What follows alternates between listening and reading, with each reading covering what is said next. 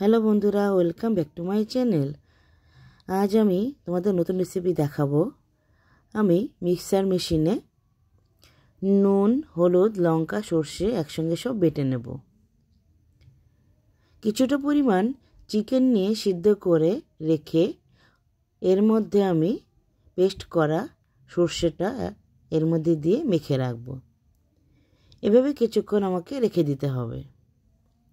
এবার আমি কড়াইতে 1 চামচ মতো তেল দিয়ে এর মধ্যে দেব একটু রসুন এবং কাঁচা লঙ্কা বাটা।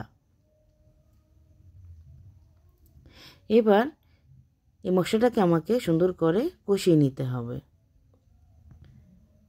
এভাবে নাড়াচাড়া করতে করতে কষানো যেই হয়ে যাবে, এই কষিয়ে রাখা মশলাটা আমি ওই চিকেনের মধ্যে দিয়ে একসঙ্গে মেখে রাখবো। এদিকে আমি গ্যাসের ফ্লেম লো আঁচে দিয়ে কলা পাতা সুন্দর করে সেঁকে নেব। কলা পাতাটা সেঁকলে আমার ভাজ করতে সুন্দর হবে এবং সুবিধাও হবে।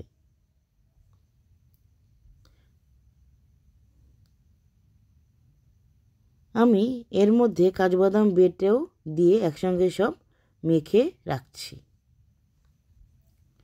এবার কিছুক্ষণ এভাবে সব কিছু মশলা মেখে রেখে দিতে হবে। এরপর কলা পাতার মধ্যে আমি মশলা দিয়ে মেখে রাখা চিকেনটাকে এর মধ্যে দিয়ে সুন্দর করে ভাজ করে নেব।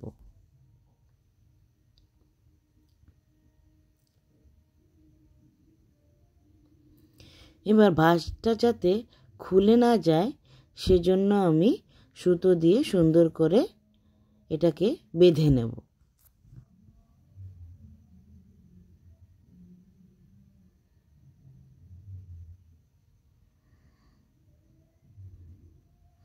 আমি এরকম করে 4টে এরকম করে বানিয়েছি।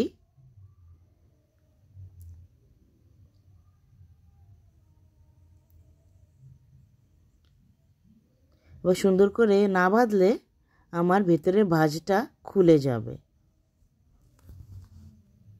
তাই আমি সুতো দিয়ে সুন্দর করে ভাঁজ করে নিচ্ছি। এবার আমি একটা প্যান নিয়ে নিলাম। প্যানের মধ্যে কিছুটা পরিমাণ তেল নিয়ে ভাজ করা কলা পাতা দিয়ে চিকেনগুলোকে এর মধ্যে দিয়ে দেব।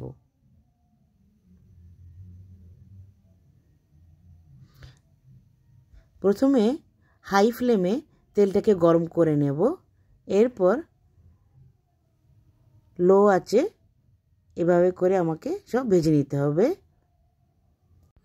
এভাবে করে যখন কলা পাতার একদিক লাল হয়ে যাবে তখন বুঝে নিতে হবে যে রান্নাটা প্রায় কমপ্লিট হয়ে গেছে।